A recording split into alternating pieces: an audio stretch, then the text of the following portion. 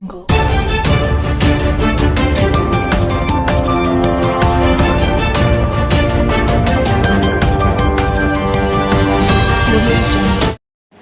Times of Gujarat ન્યૂઝમાં આપનું હાર્દિક સ્વાગત છે।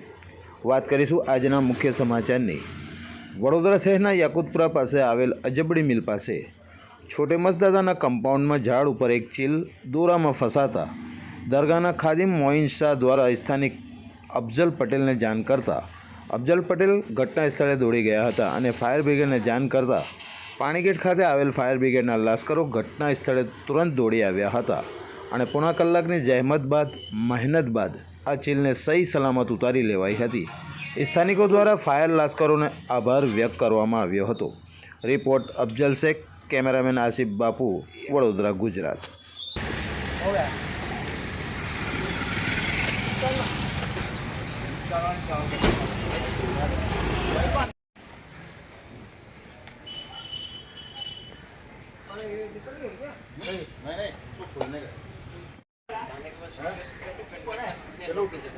એક બંબુ ટૂંકો પડે તો આ જાળી પકડી નહીં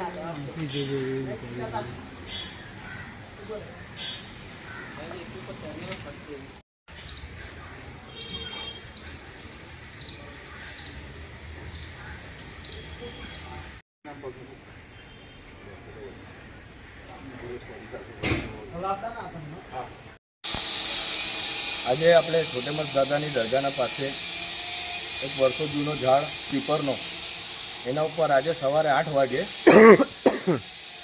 એક સાંભળી, એને ચીલ કહેવાય છે, એ ચીલ ચાઇનાના દોરામાં ફસાઈ ગઈ હતી। તો અમારા જે ખિદમતદાર છે છોટે મસદાદાની દરગાહના, એ અમને જાણ કરી ને અમે ફાયર બ્રિગેડને જાણ કરી।